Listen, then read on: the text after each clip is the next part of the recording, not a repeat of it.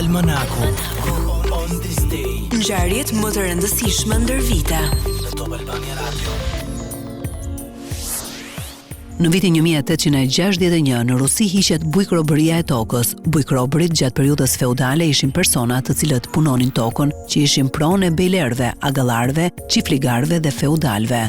1878, Thomas Alva Edison mori një patent amerikane për fonografin e tij. Pajisja përdorte një cilindër që rrotulloi mbështjell butë me një flet kallaji.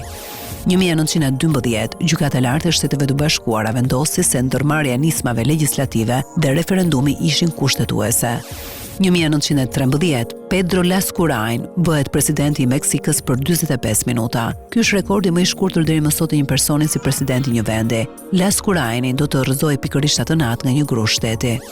1915 filloi operacioni detar i shteteve të Antantës në Çanakkala. Lufta e Çanakkalas përbëhet nga betejë toksore dhe detare që janë zhvilluar në Gadishullin e Galipolit mes perandorisë osmane dhe shteteve të Antantës gjatë luftës së parë botërore mes viteve 1915-1916. 1925 miratohet ligji për radiostacionet, ku vendi më popullor i Turqisë miratoi ligjin për themelimin e radios në Turqi.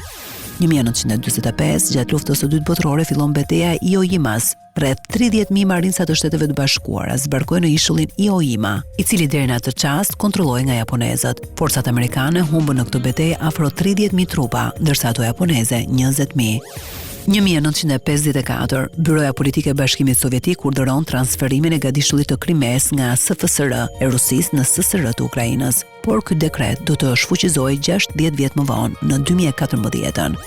1959 mori fund konferenca e Londrës. Në këtë konferencë u nënshkrua marrëveshja e Londrës, me anë të së cilës parashikohet themelimi i Republikës së Pavarur të Kipros.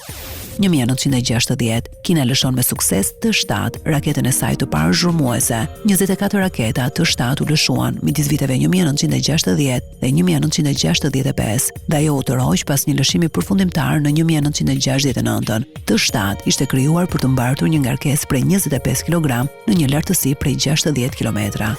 1978, forcat egjiptiane sulmojnë aeroportin ndërkombëtar të Larnakës në përpjekje për të ndërhyrë në një rrëmbim pa autorizim nga autoritetet e Republikës së Kipros. Forcat e Gardës Kombëtare Kipriote dhe policia vrasin 15 komando speciale egjiptiane. 1986, Bashkimi i Republikave Socialiste Sovjetike BRSS dërgoi në hapësirë stacionin hapësinor Mir. 1997, ndëron jetë në Pekin në moshën 92 vjeçare Deng Xiaoping. Xiaoping ishte një politikan kinez, udhëheqësi kryesor i Republikës Popullore të Kinës, që nga viti 1978 deri në tërheqjen e tij në 1992.